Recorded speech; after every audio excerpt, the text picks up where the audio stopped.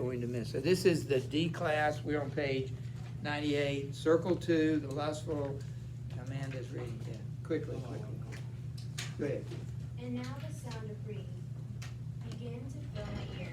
I come where cries of anguish smite my shrieking sense, and lamentation shrill. A place made dumb of every glimmer of light, which bellows the tempestuous ocean burling 98.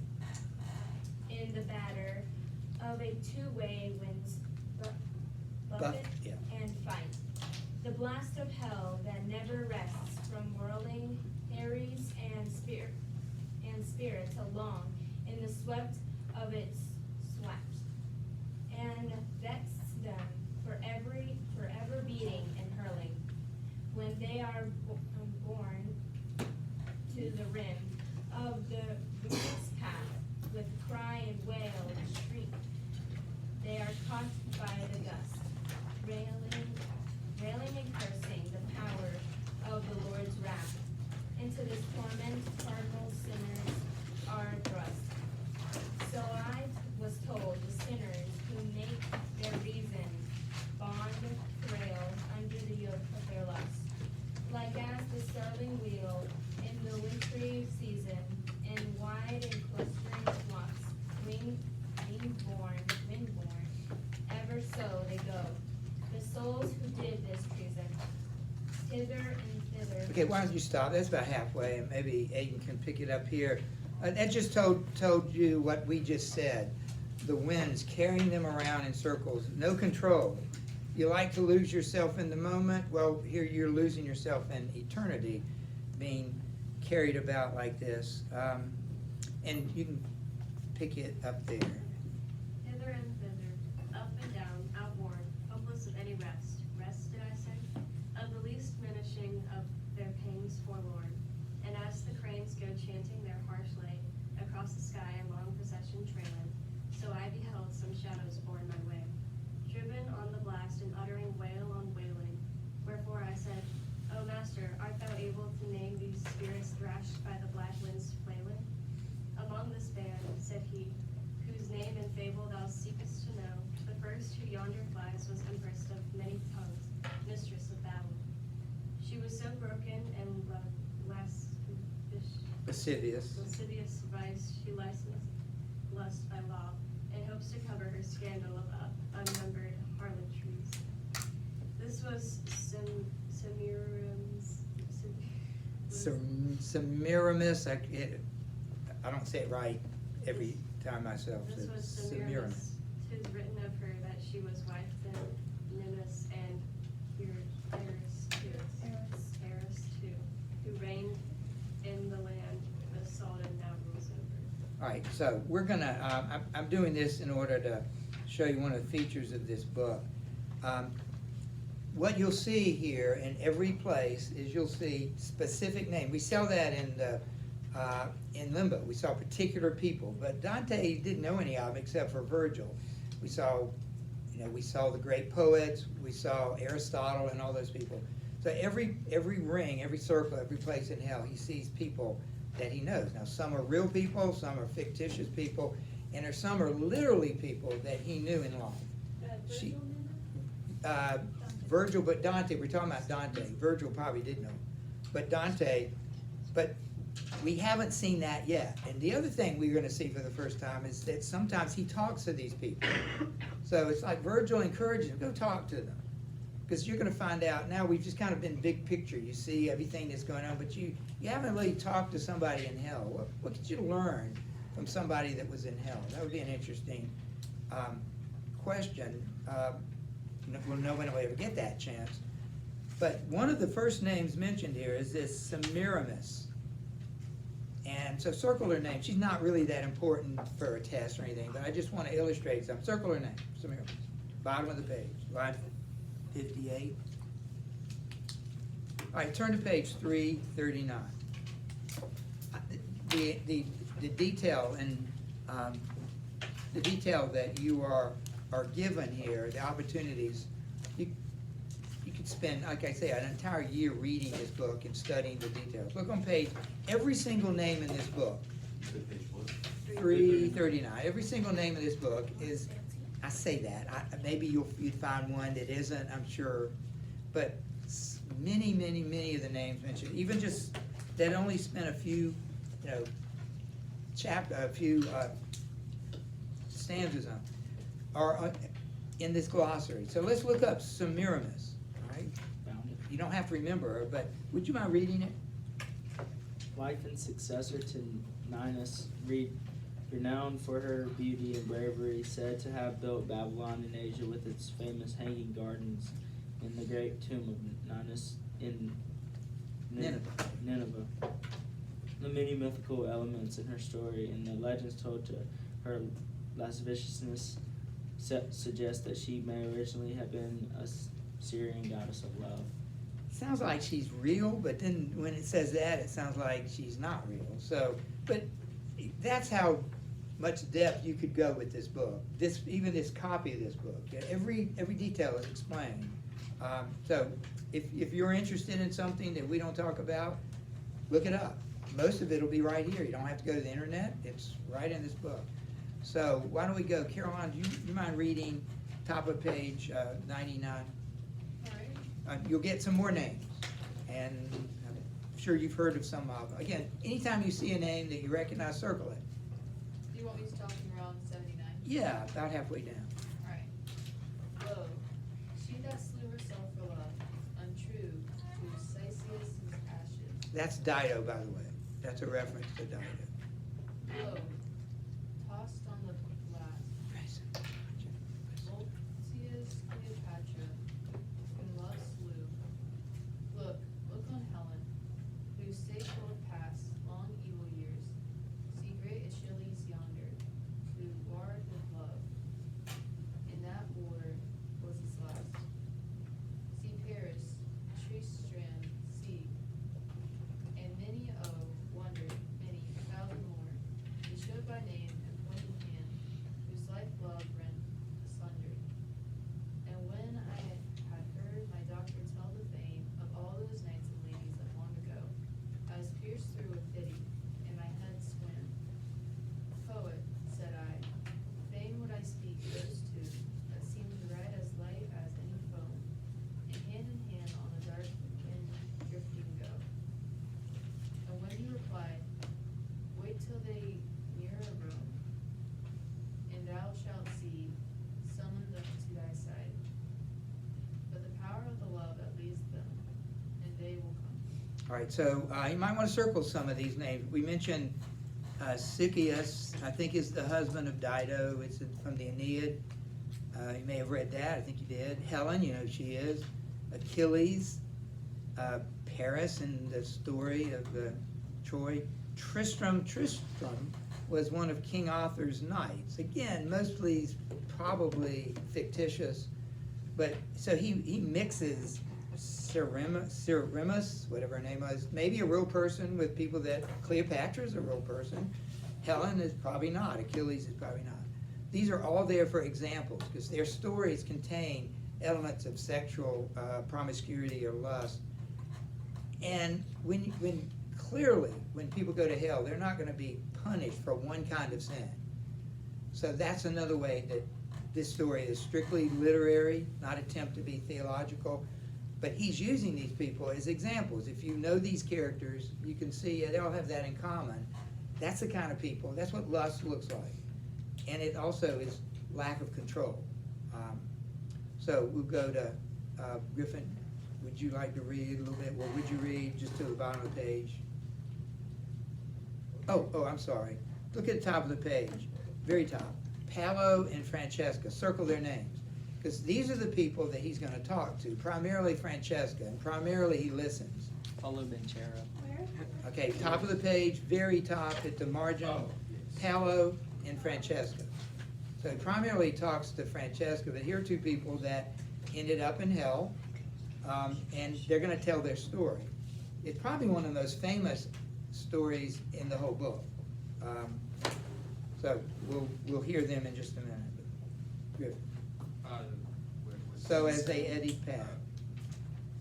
So as they eddy past on the whirling tide, I raise my one so swords that rarely grow. Come to be not denied. And as desire wafts forward, dove with dove, for their sweetness on raised and steady wind, dropping through the air and felt by love. So these from Guido's flock came fluttering and dropping towards us down the full wind. Such power was in my affectionate summoning. O living creature, gracious and so kind, coming through this black air to visit us, who in death the globe incarnated. Okay, that, I'll just say that's Francesca.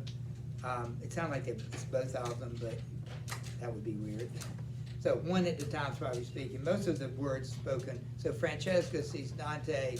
Somehow she's able to float down to where he is, and they have a brief conversation before she has to be whirled about again. Keep going. Yeah, just to the bottom. Where the world's king, our friend, and might we thus entreat. We were to entreat him for thy peace, that piteous so pangs dispiteous. Hear all thou wilt, and speak as thou shalt please, and we will gladly speak with thee and hear, while the wind cease to howl as they now cease. All right, so Spencer, would you read, if you read half of it, that'd be great, down to about line 114. There is a town upon the sea coast, near where Po with all his streams come down to rest. In ocean I was born and nurtured there. Love that so soon that takes hold in the gentle breast, took this lad with the lovely body they tore from me. The way of it leaves me still distressed. Love that to no loved heart remits, love's score. To me with such great joy of him, that sea. It holds me yet, and never shall leave me more. Love to a single death brought him and me. Cain's place lies waiting for our murderer now. These words came waft to us plaintively. Hearing those wounded souls, I bent my brow downward, and thus bemused I let that time pass. Till the poet said at length, "What thinkest thou?" When I could answer, I began, "Alas, sweet thoughts how many, and desire how great, brought down these twine unto the dolorous pass."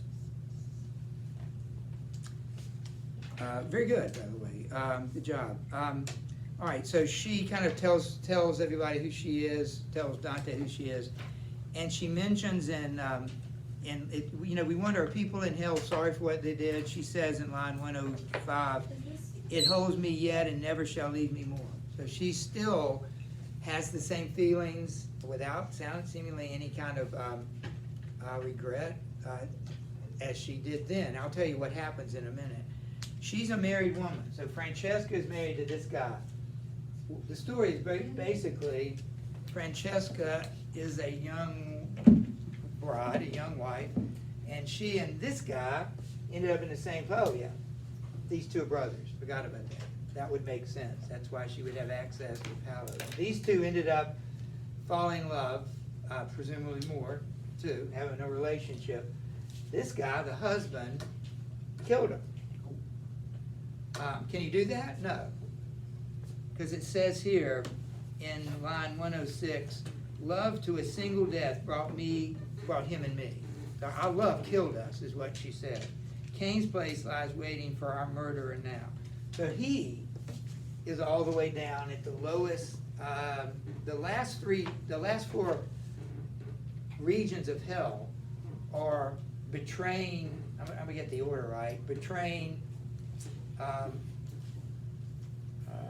I don't remember the order, but betraying a friend, betraying your country, betraying a kinsman, and betraying a lord, meaning like a king or Jesus. Like that's where Judas is, because he betrayed the Lord of Lords. And I don't remember the exact order, but it's interesting that when you betray, by killing them, he killed them. So he not only betrayed them, but he murdered them. Wait, both of them? Yes, he killed both of them. And he is in a lower place in hell, because his sin is worse than the lust, and it was probably, again, more than lust, that it became a relationship. But his was premeditated. theirs, you'll see by her story, was not. It's like we couldn't help it. Remember, that's the sin. They can't help it. It's still a sin. But in this view of things, it's not as bad. Well, we do that with our laws. You kill somebody because they punched you and you punch them back and actually kill them. That's not the same thing as waiting for them, you know, around the block, and when they come, you've planned it and kill them. That's premeditated. Murder one. That's gonna cost you life in prison maybe, or even your life. But because you got in a bar fight and killed somebody, that's not, so our laws recognize that there are different motives and different circumstances for different crimes. And a lot of us think maybe that's how hell's gonna be. You're still in hell, but the punishment will not be arbitrary. It will be perfect in hell for you. Perfect meaning not perfectly good, but perfectly just. So we're going to read more now. You are.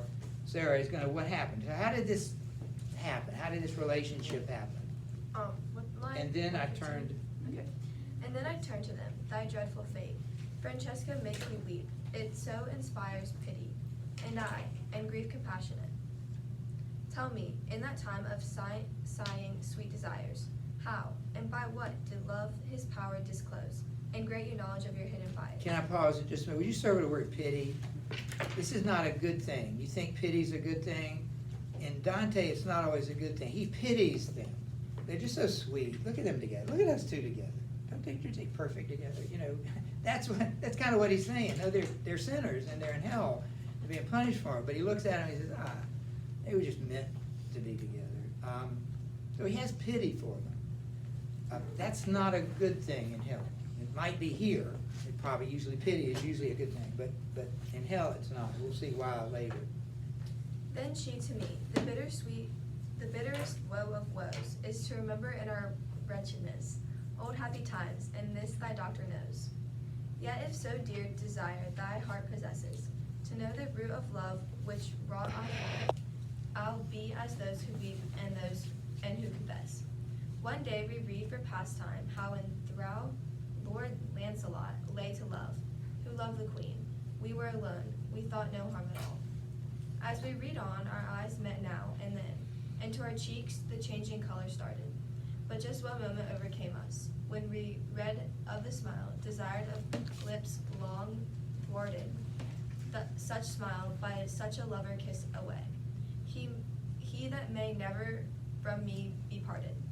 Trembling all over kissed my mouth. I say, the book was Galliot the complying. Ribald who wrote, we read no more that day. While the one spirit thus spoke, the others crying, wailed on me with a sound, so lamentable.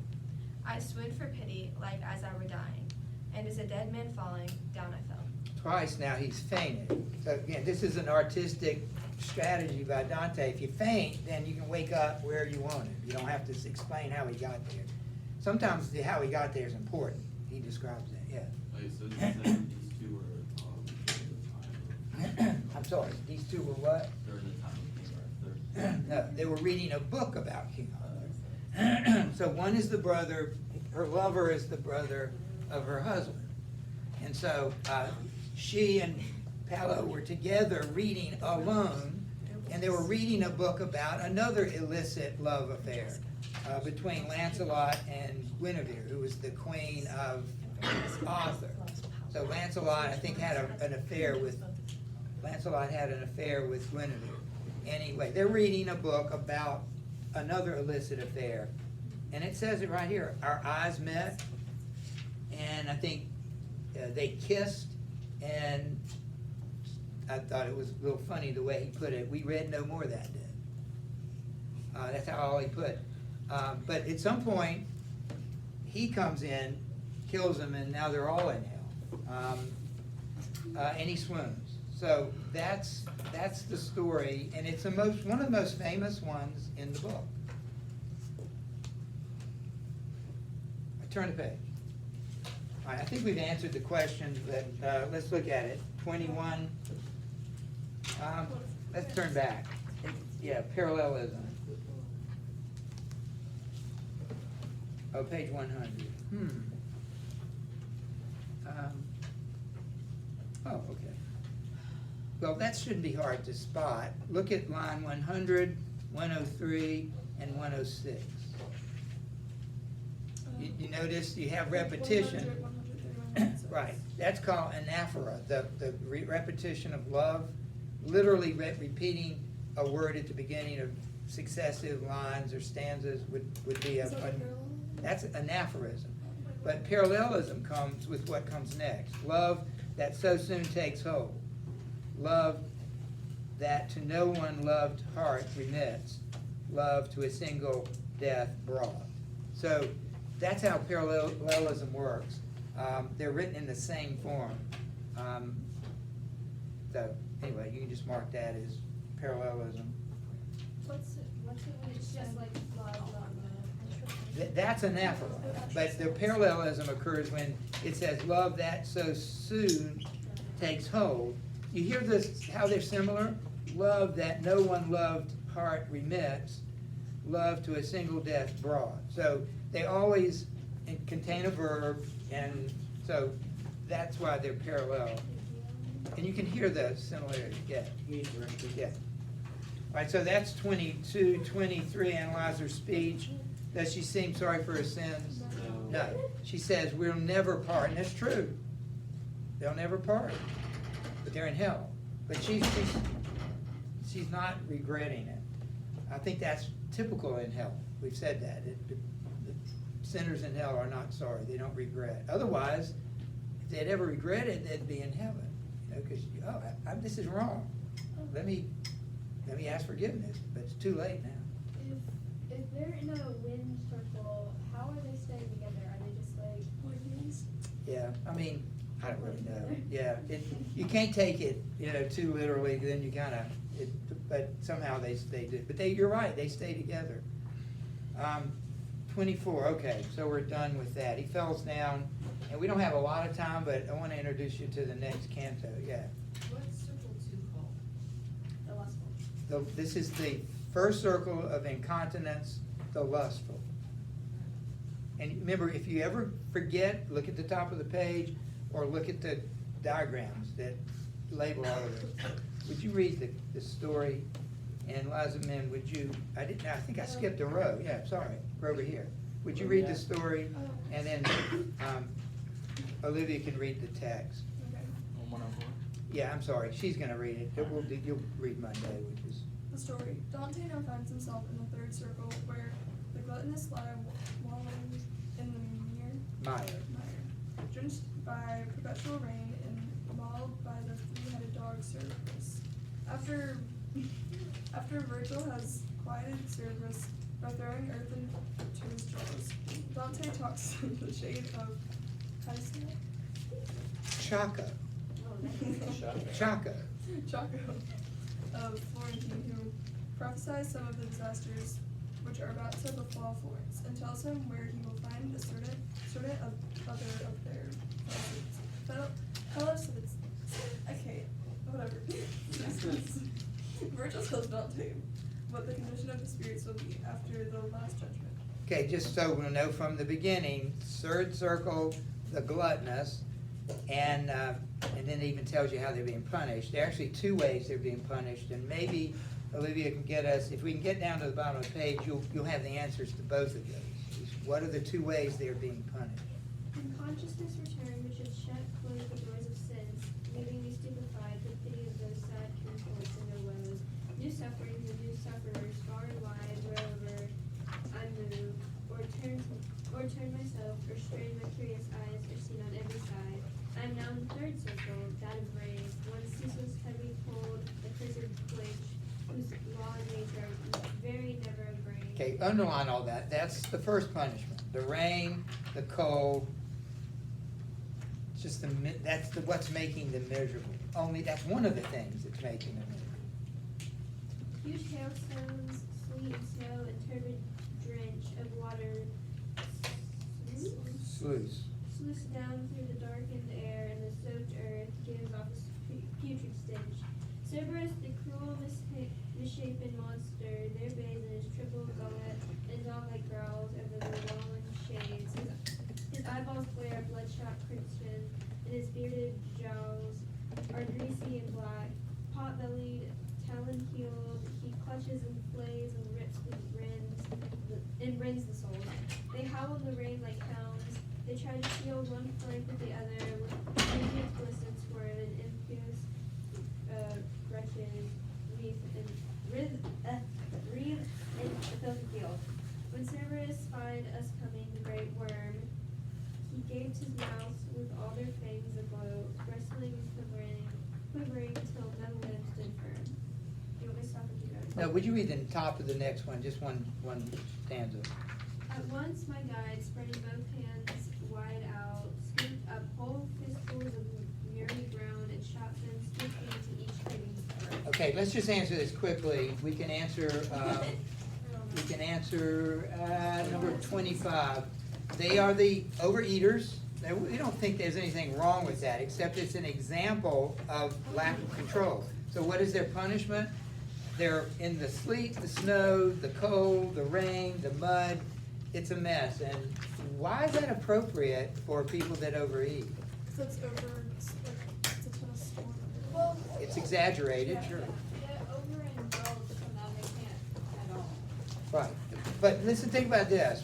In life, most of the time, food is associated with partying, with celebration. You go to a party, somebody's gonna have food.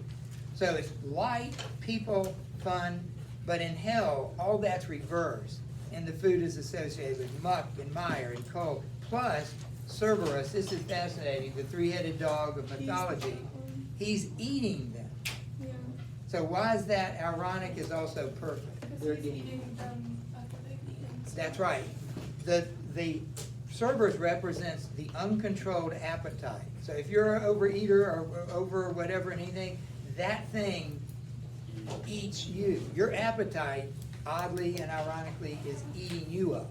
You're no longer in control. It's your appetite. You control whatever it says you do. So those are the two kinds of punishments. Remember vocabulary on Monday. We'll see you then. Big week for about AP folks. If you're praying, we'll see you Monday. All right, thank you. Best friend says-